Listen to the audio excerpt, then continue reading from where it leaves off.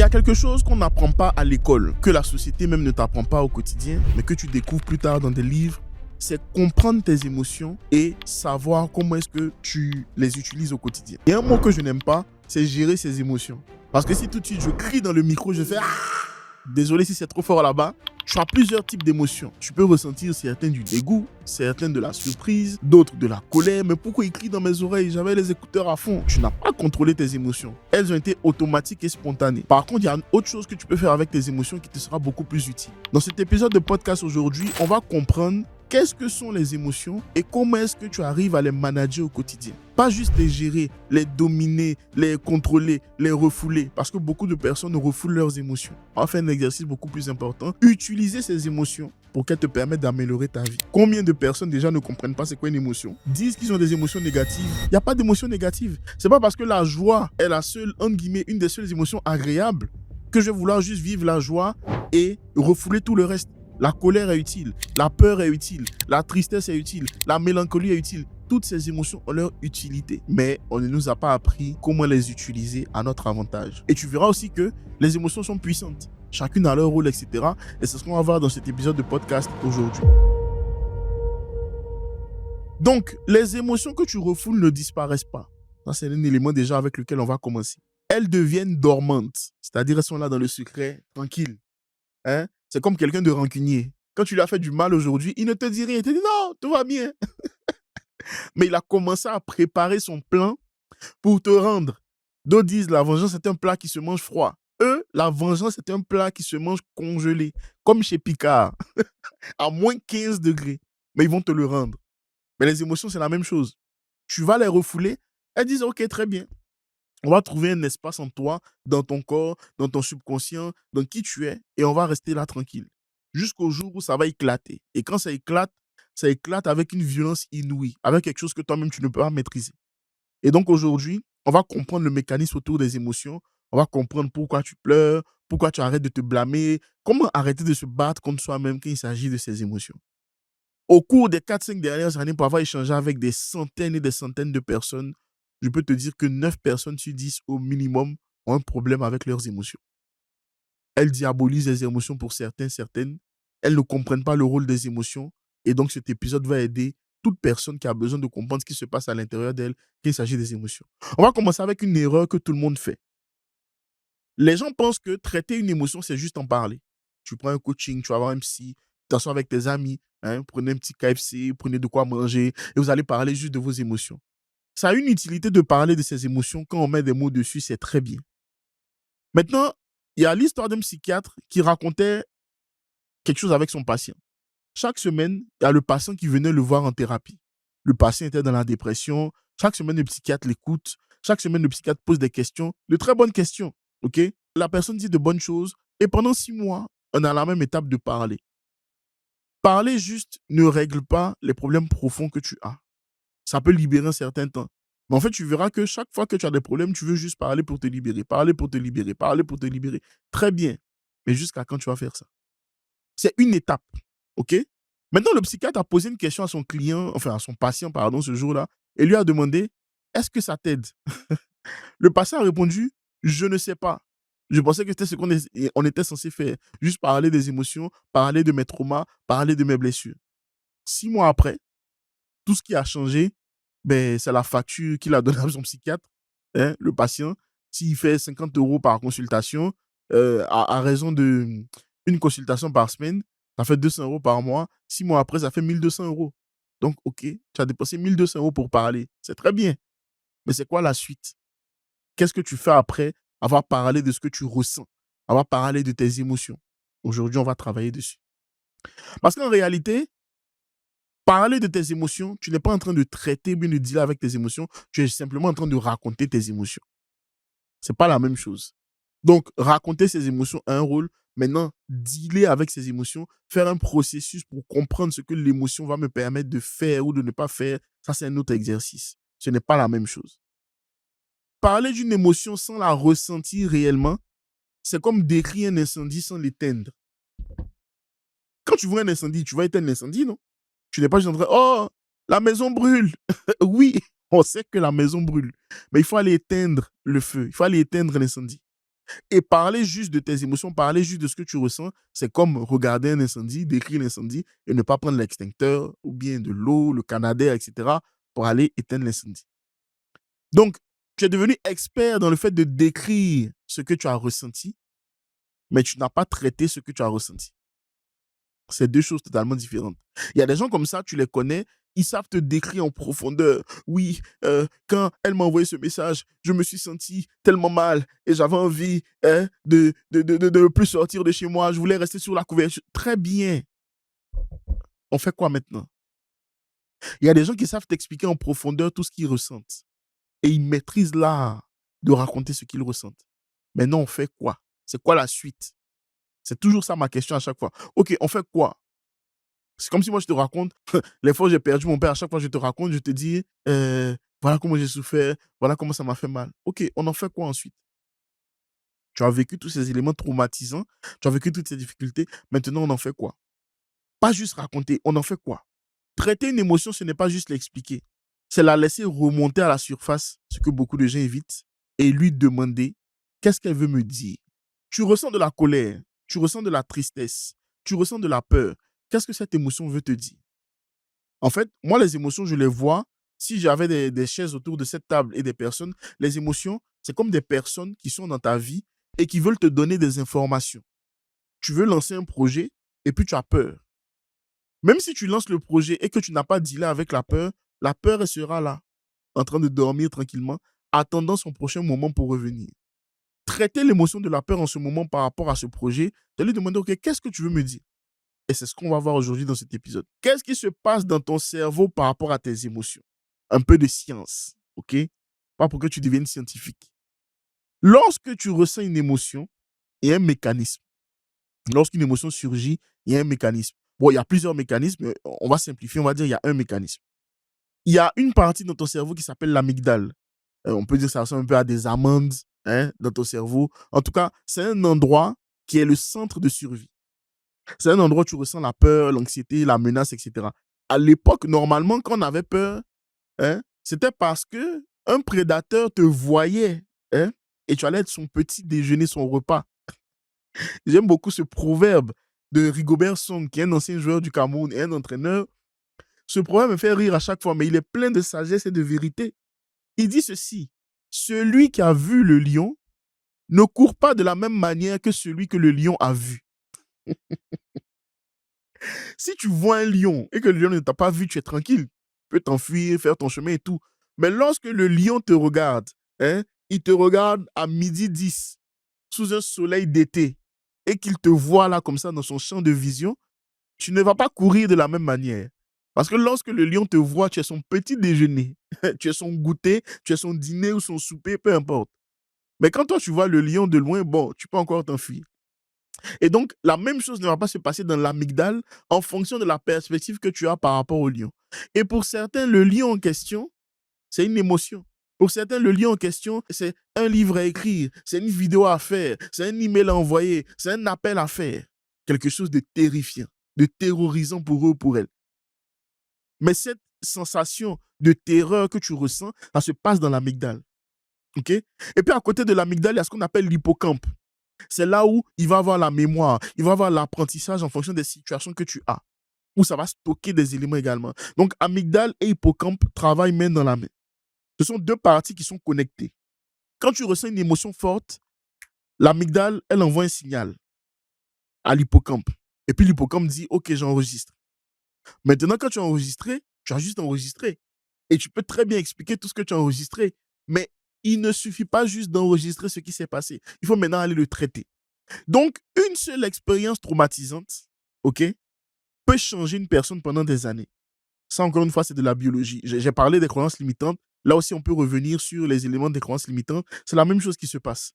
Donc, quand tu refuses, quand tu refoules une émotion, quand au lieu de traiter ton émotion, tu es en train de boire, tu es en train de travailler, tu es en train de consommer certaines substances qui sont complexes et compliquées, tu es en train de sombrer dans l'addiction, tu es en train de scroller pendant des heures sur les réseaux sociaux, tu passes 10 heures sur TikTok, sur Instagram, et tu ne comprends même pas qu'est-ce que tu as fait de ton temps, parce que tu es en train de refouler ton émotion, tu ne veux pas la ressentir, tu ne veux pas, comment dire en anglais, sit in it, t'asseoir avec cette émotion, la ressentir pleinement, afin qu'elle puisse faire le travail qu'elle a besoin de faire parce que l'émotion, c'est comme une vague. Une vague, elle commence petit, elle monte en intensité et elle redescend. Mais si tu ne fais pas le travail de laisser le cycle de cette vague se faire, l'émotion va venir se stocker tranquillement. Et elle va revenir à chaque fois avec un peu plus d'intensité, un peu plus d'intensité, un peu plus de poids, un peu plus de volume, un peu plus de fatigue. Parce que tu ne fais pas cet effort ou cet exercice de devoir traiter ce que tu ressens. Et ça, c'est quelque chose de dramatique. Lorsque tu refoules tous ces éléments-là, ton cerveau, il fait une chose. Il commence par ne plus rien ressentir.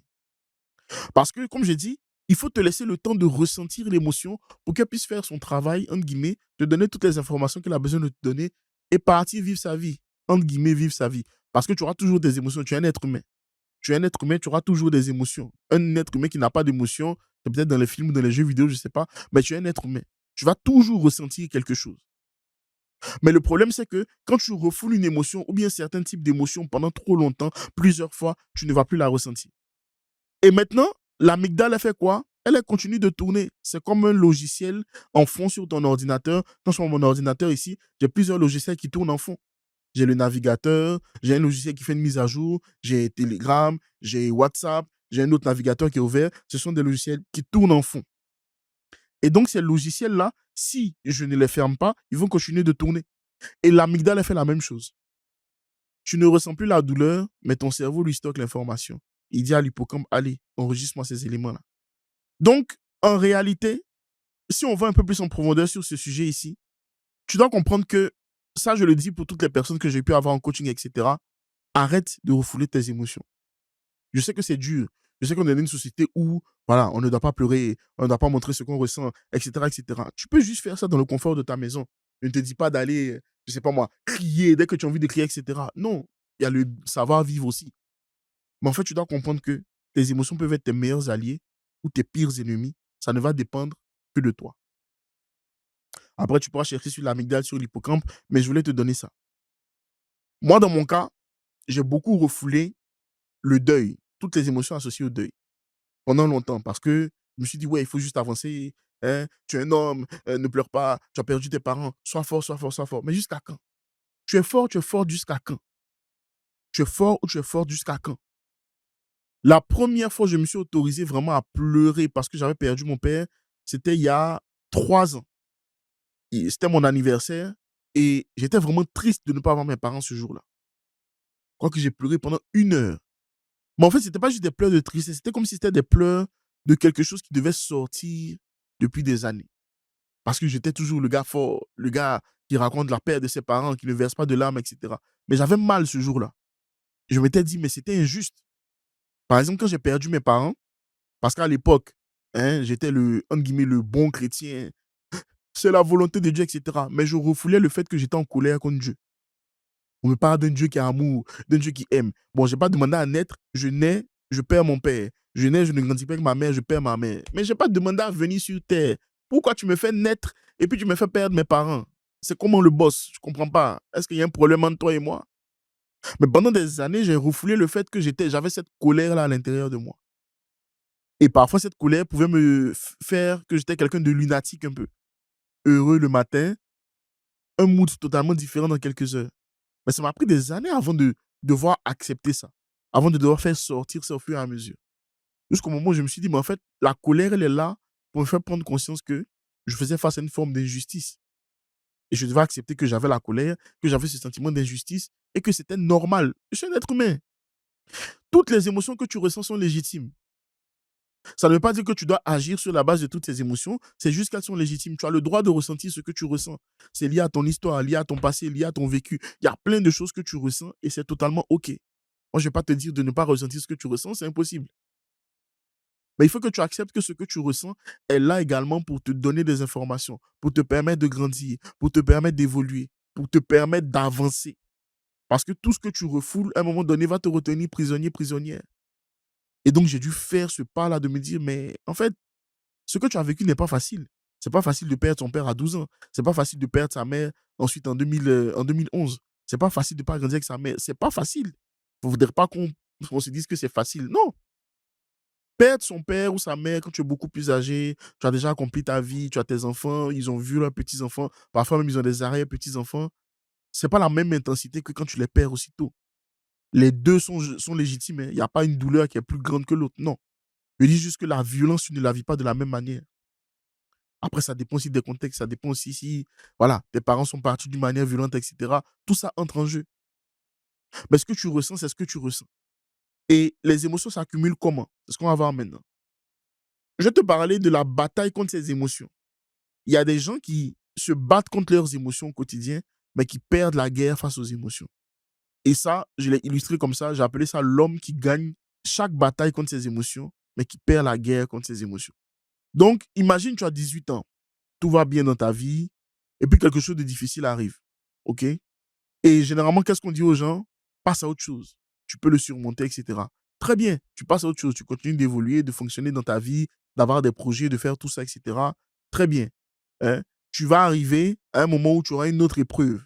Quelque chose de difficile qui va arriver, peut-être une rupture amoureuse, un licenciement, ou bien tu as investi dans un truc, ça n'a pas fonctionné, tu as perdu de l'argent, etc. Quelque chose arrive encore, tu te dis, OK, c'est bon, je gère. Et tu continues à dire je gère, je gère, je gère, j'avance, etc. Le mot je gère, tout le monde gère toujours tout. En particulier, surtout, beaucoup d'hommes, quand on parle de santé mentale, les hommes n'aiment pas trop s'exprimer. On préfère souffrir en silence. Hein. Ce soir, le PSG va jouer, on va regarder un petit match du PSG, jouer à la console après, c'est bon, on gère. On fait une petite balade, une petite marche, c'est bon, on gère. Mhm. Ou alors peut-être tu auras quelqu'un qui va avoir des rapports avec plusieurs femmes à gauche, à droite. C'est bon, on gère. Mais jamais tu ne fais le point sur tout ce qui est en train de s'accumuler à l'intérieur de toi. Tu ne fais qu'avancer. Tu es en mode pilote automatique. Tu es tout le temps en train de gérer, gérer, gérer, gérer, gérer, gérer, jusqu'au jour où tu ne peux plus gérer. Donc oui, à l'extérieur, tu gères. À l'extérieur, tu es quelqu'un qui avance. À l'extérieur, tu es un gars solide. Mais tout s'accumule à l'intérieur de toi. Là où les femmes ont une très grande capacité, comme il y a une expression en Côte d'Ivoire qui dit mon ventre n'est pas une valise. Il y a des femmes qui n'aiment pas garder les choses à l'intérieur d'elles. Elles savent extérioriser rapidement ce qu'elles ressentent. Pour la plupart. Et on a accepté, on a admis par la société que c'est OK qu'elles ressentent ce qu'elles ressentent, ça va. Dès qu'il s'agit d'un homme qui va exprimer pleinement ce qu'il ressent, on va lui sortir ouais, tu es un homme faible, tu n'es pas viril, les hommes ne pleurent pas, ceci, cela. Et puis quoi encore? Et puis quoi encore? Et on se complaît dans ces situations-là. Et après, on s'étonne des dingueries que les gens font. Il prend sa voiture, il va rouler à 200, 220, 230. Bam, il va rentrer dans un poteau. Hein. Parce que, justement, tout est remonté à la surface et il a juste envie de péter les plombs à ce moment-là. Il va aller consommer 7 bouteilles de Jack, plus des... Enfin, 7, j'abuse. Mais il y en a qui peuvent le faire. Plus rajouter certains comprimés, etc. Il pète les plombs, il fait des overdoses. On te dit hémorragie interne, etc. Ou alors, il va aller foncièrement lui-même chercher à avoir des maladies compliquées, se piquer à gauche, à droite, sombrer dans des trucs bizarres. Parce qu'il gère. Pour les femmes aussi, il y en a, elles gèrent. Hein? Ces mères célibataires qui parfois portent le poids du monde sur leurs épaules. Il y a plein de choses comme ça qui arrivent. On est juste en train de gérer. Et les gens autour de toi, ils ne se soucient pas trop de ce que tu vis, de ce que tu ressens, parce que bon, tu es un homme fort, tu es une femme forte, courage, tu vas y arriver. Mais tu peux être fort ou forte que pendant un certain temps. À un moment donné, tu as juste envie de déposer les armes et dire, OK, c'est bon, je suis épuisé. Cet épuisement-là, ce n'est pas juste la pression sociale, le stress, etc. C'est tout ce que tu as refoulé pendant des années qui remontent. Et les êtres humains, on sait très bien faire semblant. On sait très bien masquer ce qu'on ressent, etc. Mais tu ne peux pas te fuir toi-même éternellement. Tu ne peux pas te fuir toi-même éternellement. Non. Tu vas passer par des périodes où tu auras besoin de déposer les armes. Tu auras besoin de faire une pause. Pourquoi il y en a qui ont des burn-out des fois? Parce que tu as trop fui les choses. Tu es toujours en train de gérer à fond, à 8000%. Pourquoi il y en a des fois qui sont dans la dépression? Au-delà de la pression de la société, c'est le fait de devoir refouler, refouler sans cesse, refouler sans cesse, refouler sans cesse. Parce qu'on se dit que on va penser que je suis trop faible, on va penser que ceci, on va penser que cela. Mais ça détruit plus de gens aujourd'hui. Quand on parle de santé mentale, les gens ne comprennent pas. Mais une mauvaise santé mentale peut littéralement détruire toute ta vie, malgré ton potentiel, malgré tes capacités, malgré ton intelligence. Quand ta santé mentale est atteinte, toute ta vie va prendre cher. Et donc, quand tu fais ça pendant des années, il y a ce qu'on appelle un mécanisme très simple de cette accumulation-là. Si pendant 10 ans, 15 ans, tu ne fais rien, un élément anodin, quelqu'un te fait une queue de poisson sur la route, tu vas te garer et tu risques de tellement cogner la personne qui t'a fait la queue de poisson que tu lui fractures le crâne ou bien même la personne décède sur place. Cette colère que tu viens d'expérimenter, ce n'est pas une colère que tu as eue aujourd'hui. C'est une colère qui a accumulé depuis des années. Et en fait, ça faisait déjà quelques jours où si tu étais en train de bouillir et un élément anodin, quelqu'un t'a dit une phrase bizarre, quelqu'un t'a laissé un commentaire peut-être négatif, tu pètes les plombs. Et quand tu pètes les plombs, tu ne te rends même pas compte que tu pètes les plombs. Tu es juste en train de faire sortir tout ce que tu n'as pas ressenti pendant des mois, des semaines, des années. Et ça prend une violence, ça devient une violence incroyable. Beaucoup de personnes passent par ça. Si ce n'est pas la violence, c'est la tristesse. C'est-à-dire du jour au lendemain, tu fermes ton téléphone, tu es injoignable. Tu as pété les plombs en quelques minutes. Il y a des gens même qui se lèvent un matin, qui changent littéralement de pays et puis ils disparaissent. J'ai connu des cas comme ça. Il y a des gens qui, lundi, ils sont là, mercredi, ils sont dans un autre pays. Ils ont changé de vie du jour au lendemain. Parce qu'en fait, ils ne pouvaient plus continuer ainsi. Il y a des gens qui s'occupent de leur famille pendant 10 ans, 15 ans, 20 ans, 30 ans. Et puis un jour, j'ai dit, ouais, il y en a assez. Ah, ben telle personne s'est jetée d'un pont. Tu penses qu'il s'est levé le matin, il avait juste envie de se jeter. Non. Le trop-plein était là. Il faisait peut-être même une marche. Il s'est dit, non, je vais me balader. Il a vu le pont, il a dit, ah, je suis fatigué en fait. Allez, je m'en vais. Il y a des fois même certaines personnes hospitalisées qui décèdent. Moi, mon père, je sais que quand il est décédé, il a fait plusieurs fois les soins intensifs. Mais je sais qu'il disait à un moment donné, il dit, ah, je suis fatigué. Et donc, à un moment donné, son corps même a lâché. Et puis voilà, il est parti. Tout ça, c'est des émotions qui sont refoulées. Parfois, les maladies qu'on a, quand on parle de psychosomatique, c'est lié à toutes les émotions accumulées pendant des années. Bien sûr, il y a la nutrition, il y a toute la pollution qu'on a, etc. Ça a son rôle. Mais tout vient, beaucoup de choses proviennent de l'intérieur. Toutes ces choses qu'on a refoulées, le pardon que tu n'as pas pu avoir avec certaines personnes de ta famille, la colère que tu as depuis des années envers le système, envers toi, envers la religion, envers Dieu, envers des gens, toutes ces choses que tu as accumulées pendant des années, ça s'accumule. Et donc, le psychiatre disait que c'est cette histoire, tu gagnes les batailles, tu avances, tu gères, mais la guerre finale, les émotions la gagneront toujours. Parce que c'est des émotions, ça s'accumule, c'est un poids, elles ont une intensité, parfois une certaine violence, et tu ne peux pas les contrôler, entre guillemets.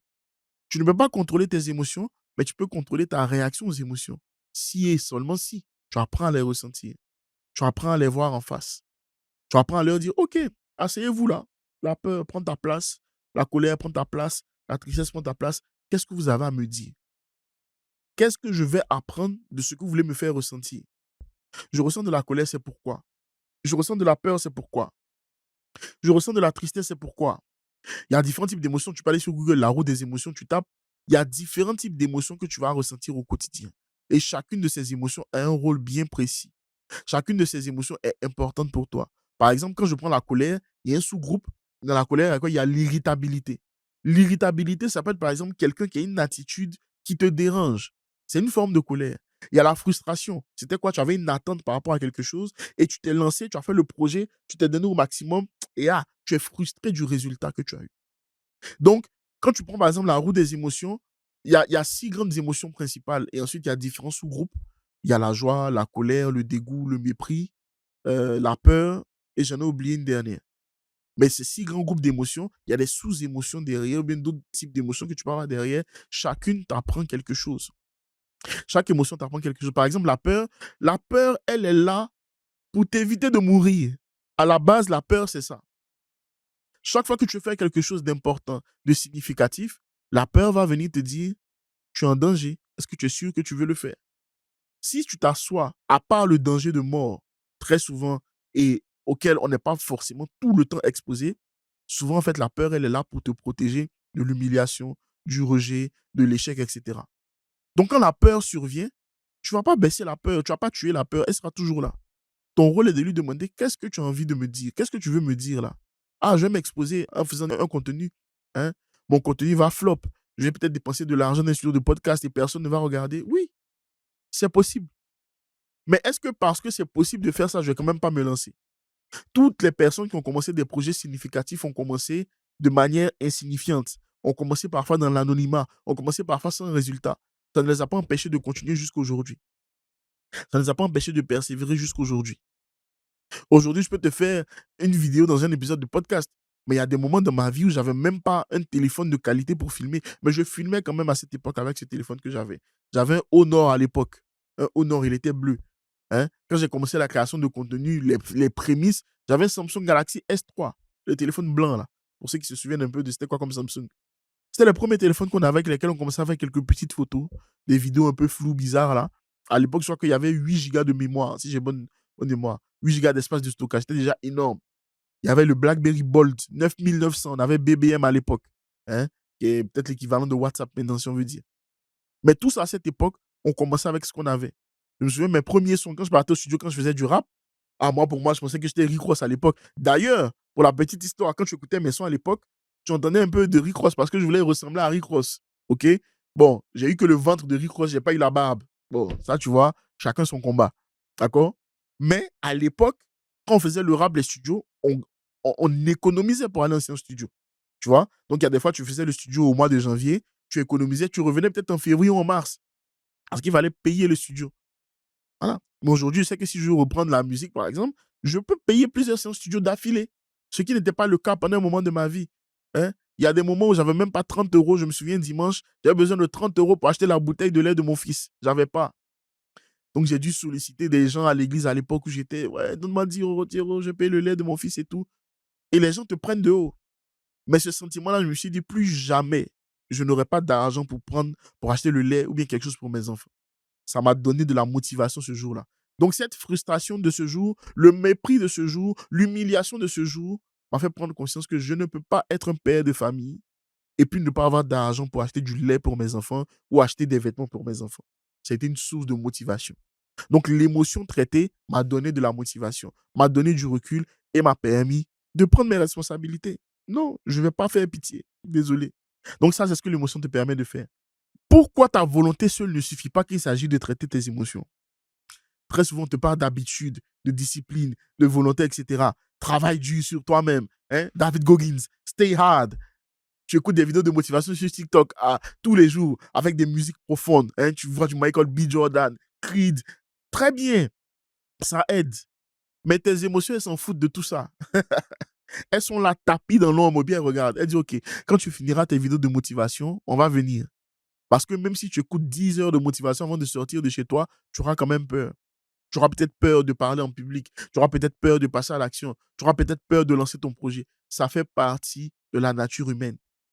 Donc, il y en a maintenant qui sont devenus accros à la motivation, mais encore une fois, comme j'ai dit dans un autre épisode, allergiques à l'exécution. Tu es motivé dans ta tête. Hein? Dans ta tête, tu es en train de pousser 200 kilos à la salle. Très bien. Peut-être même que tu les pousses déjà à la salle. Très bien. Mais si on te donne la parole en public aujourd'hui, tu trembles. Parce qu'il y a un mécanisme à l'intérieur de toi avec lequel tu n'as pas traité. Tu n'as pas traité les croyances limitantes et tu n'as pas traité l'émotion de la peur et ce qu'elle veut te dire. Donc, imagine que tu as une peur de l'échec qui est ancrée en toi. D'accord? Cette peur vient de quelque chose, une humiliation passée, une blessure ancienne, une voix dans ta tête, la voix d'un parent exigeant, d'un parent difficile, etc. Ça, c'est une peur qui est profondément ancrée en toi. Maintenant, chaque fois que tu vas vouloir lancer un projet, la peur va apparaître. Peu importe le nombre de motivations que tu vas écouter, peu importe les vidéos de David Goggins que tu vas écouter, peu importe les podcasts de William Mangora que tu vas écouter, la peur ne va pas disparaître. Elle est déjà ancrée en toi. Limite, elle a pris même possession, c'est-à-dire elle vit en toi sans payer de loyer en fait. Elle est devenue quelque part propriétaire de ton système de pensée. Cette peur ne va pas disparaître. Donc, tu essaies de faire les choses, la volonté, la motivation. Tu achètes 25 livres. Tu dis, OK, je vais lire le livre de William Ogora. Je vais lire le livre de David Goggins. Je vais lire le livre de James Clear. Je vais lire le livre d'Anthony Robbins, de Gary Vee. Très bien. Tu es allé chez Cultura, tu es allé à la FNAC, tu es allé dans ta librairie de ton pays. Tu es sorti avec 500 € de livres. Parfait. Tu lis les livres, tu surlignes. Waouh, je me sens motivé, tout ça, etc. C'est pas ça qui lancera ton projet à la place. C'est bien, c'est utile. D'ailleurs, je te recommande d'acheter des livres. C'est un des meilleurs retours sur investissement que tu peux avoir dans ta vie. Mais ce n'est pas ça qui fera les choses à ta place.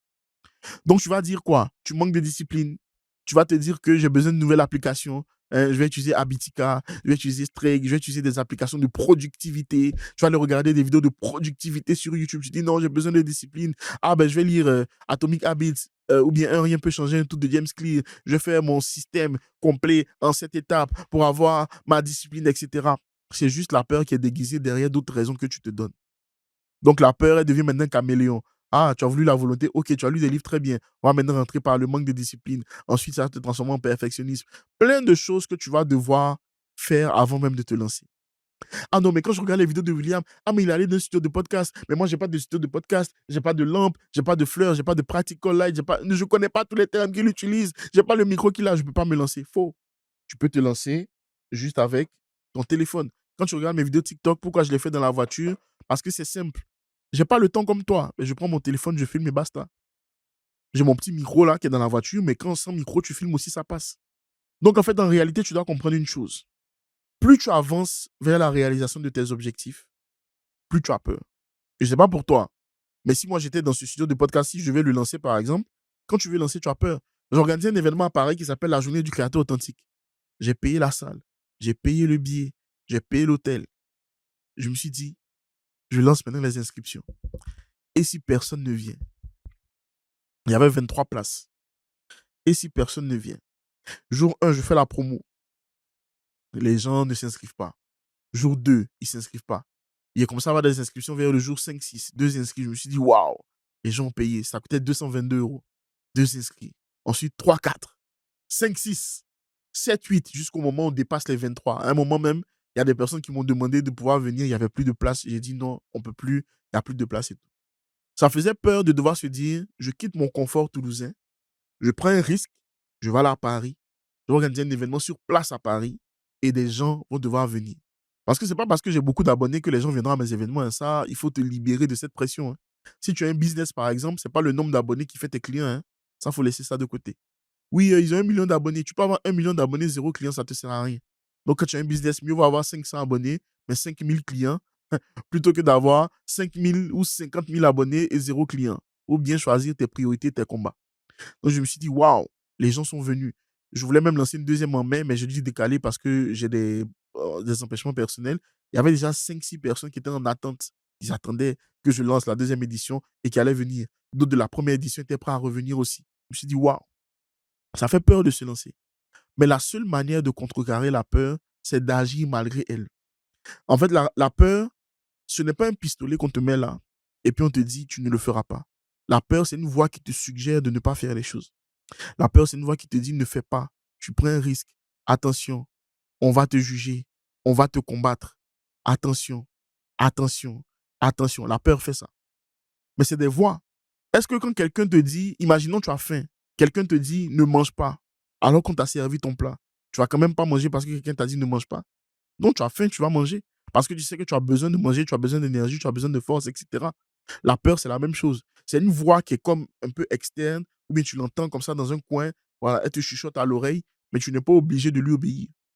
Et c'est l'action qui te permet de ne pas lui obéir. Et donc, chaque fois que la peur va venir, tu dois te rendre compte que la seule solution, c'est de pouvoir passer à l'action.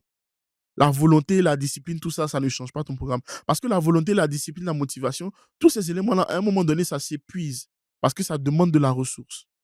Donc, le psychiatre a dit une chose. Il a dit, le problème avec la discipline et la volonté, c'est qu'elle présuppose que tu dois te battre contre toi-même. Et si tu n'avais pas à te battre contre toi-même, je répète, le problème de la discipline et de la volonté, la motivation, tout ça, c'est qu'elle présuppose que tu dois te battre contre toi-même. Et en fait, quand on parle d'émotion, la plupart des gens se battent contre elles-mêmes. Maintenant, la question, et si tu n'avais pas à te battre contre toi-même? La vraie réussite ou bien le vrai succès, la vraie liberté, ce n'est pas d'avoir assez de volonté pour surmonter tes émotions. C'est simplement de ne plus avoir à les surmonter parce que tu les as traitées. Donc, quand tu entends ces mots-là, surmonter, faire un effort, payer le prix, déjà, rien qu'à les entendre, tu es déjà fatigué. Maintenant, comment faire pour ne plus avoir à surmonter ces émotions? J'ai déjà commencé à te l'expliquer. On va se poser 2 questions très simples. OK? 2 questions. Vraiment un processus simple que tu peux faire dès aujourd'hui pour tes émotions. Première chose, qu'est-ce que cette émotion essaie de me dire? Je prends la peur par rapport à ton projet, mais la peur va te dire que tu vas te faire humilier si tu te lances. OK? Je prends l'exemple du studio de podcast. Au début, quand tu t'es lancé, ouais, mais vous n'aurez pas des clients, vous êtes loin, etc. Non, on fait étape par étape.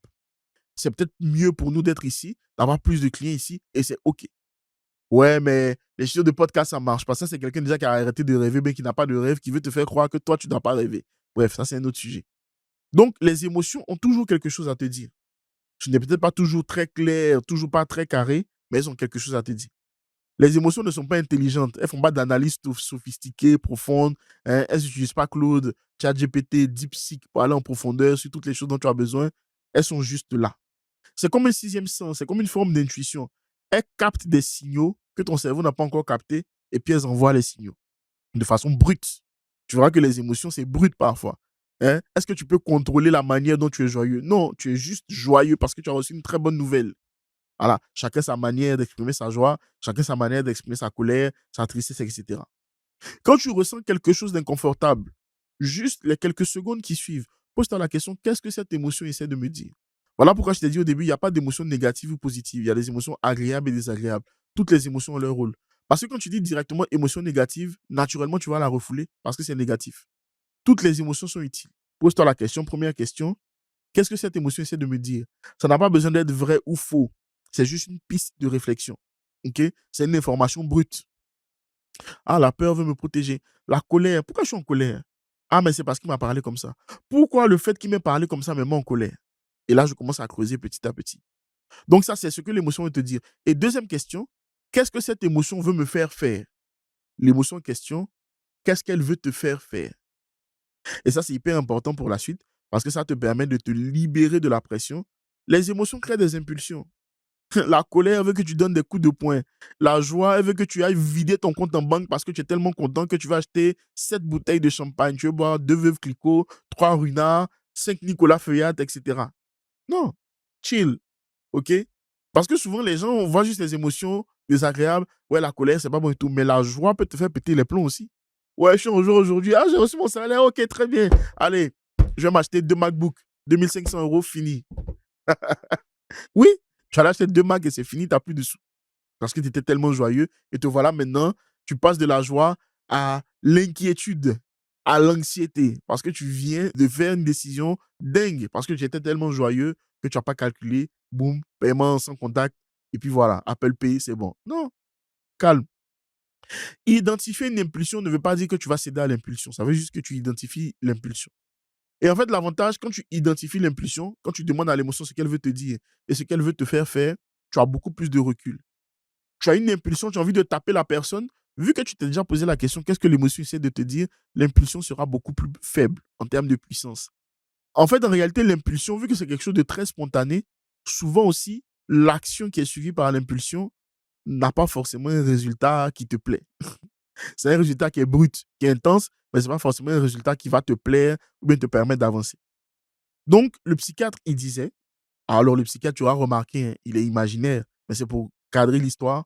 Il disait ceci, laisse les émotions t'indiquer le problème et utilise la raison pour trouver la solution. Les émotions vont toujours t'indiquer le problème par l'information et par l'impulsion. Et maintenant, quand tu as fait ces deux questions, la logique maintenant peut prendre plus facilement le relais pour t'aider à trouver des solutions. Ah, tu as eu peur. Donc la peur veut te protéger.